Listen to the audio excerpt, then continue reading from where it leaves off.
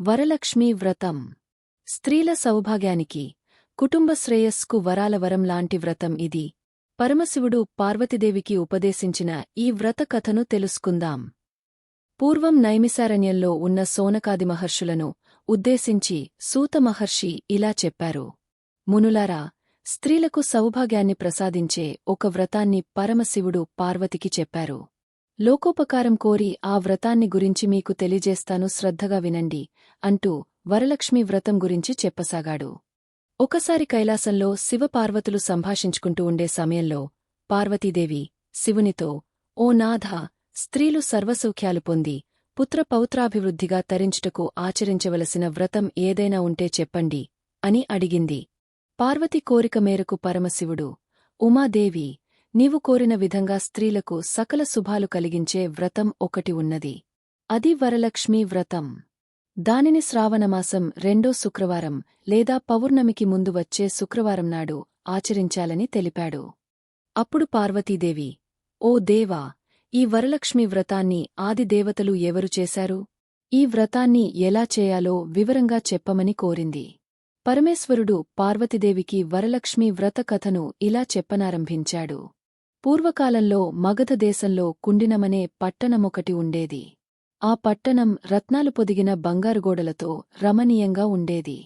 ఆ ఊరిలో చారుమతి అనే ఒక బ్రాహ్మణ స్త్రీ ఉండేది. ఆమె సుగుణవతి, వినయవిధేయతలు, భక్తిగౌరవాలుగల యోగ్యురాలు. ప్రతిరోజూ ప్రాతకాలమున నిద్రలేచి భర్త పాదాలకు నమస్కరించి గృహకృత్యాలు పూర్తి చేసుకుని అత్తమామల సేవలో తరించేది. సుగుణశీలి అయిన చారుమతిని అనుగ్రహించాలన్న సంకల్పంతో వరలక్ష్మీదేవి ఒకనాటి రాత్రి సమయంలో చారుమతికి కలలో సాక్షాత్కరించింది.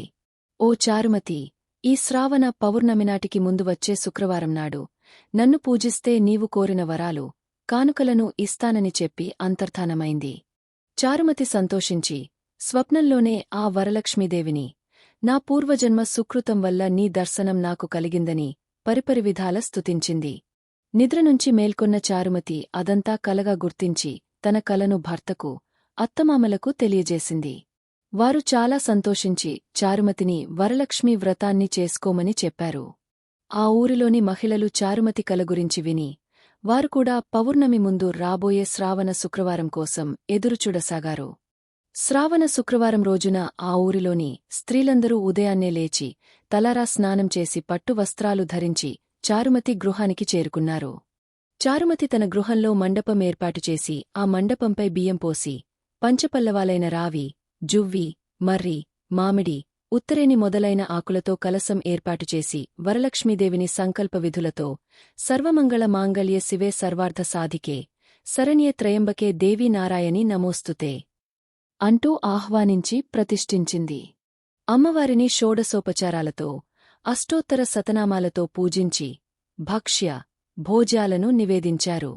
9 పోగుల తోరాన్ని చేతికి కట్టుకుని ప్రదక్షిణ నమస్కారాలు చేశారు. ఆ వరలక్ష్మీదేవి అనుగ్రహంతో వారందరూ మొదటి ప్రదక్షిణ చేయగానే కాలికి స్వర్ణరజిత అంద్యలు వచ్చి చేరి ఘల్లుఘల్లున మోగాయి.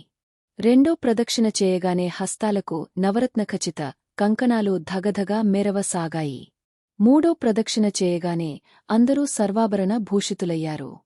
వారు చేసిన వరలక్ష్మీ వ్రత ఫలితంగా చారుమతి గృహంతో పాటు ఆ పట్టణంలో ఇతర స్త్రీల ఇల్లు కూడా ధన, కనక, వస్తువాహనాలతో నిండిపోయాయి. వారివారి ఇళ్లనుంచి గజతురగ రథవాహనాలతో వచ్చి ఇళ్లకు తీసుకెళ్లారు. వారంతా మార్గమధ్యంలో చారుమతిని వేనోళ్ల పొగుడుతూ ఆమెకు వరలక్ష్మీదేవి కలలో సాక్షాత్కరించి అనుగ్రహించగా ఆమె చేసిన వ్రతంతో తమని కూడా మహద్భాగ్యవంతులను చేసిందని ప్రశంసించారు. అప్పటినుంచి వారంతా ప్రతియేటా వరలక్ష్మీ వ్రతం చేసి సకల సౌభాగ్యాలతో సిరి సంపదలు కలిగి సుఖజీవనం గడిపి ముక్తిని పొందారు. సూతమహాముని ఈ విధంగా కథను పూర్తిచేసి, ఓ మునులారా, శివుడు పార్వతికి ఉపదేశించిన ఈ వరలక్ష్మీ వ్రత విధానాన్ని సవివరంగా మీకు వివరించాను. ఈ కథ విన్నా, ఈ వ్రతం చేసినా, ఈ వ్రతం చేసినప్పుడు చూసిన సకల సౌభాగ్యాలు, సిరిసంపదలు, ఆయురారోగ్య ఐశ్వర్యాలు సిద్ధిస్తాయని సూతమహాముని సౌనకాది మహర్షులకు చెప్పారు. ఈ కథ విని అక్షింతలు శిరసుపై వేసుకోవాలి. ఆ తరువాత ముత్తైదువులకు తాంబూలం ఇవ్వాలి. అమ్మవారికి నివేదించిన ప్రసాదాలను బంధుమిత్రులతో కలిసి భక్తిగా ఆరగించాలి.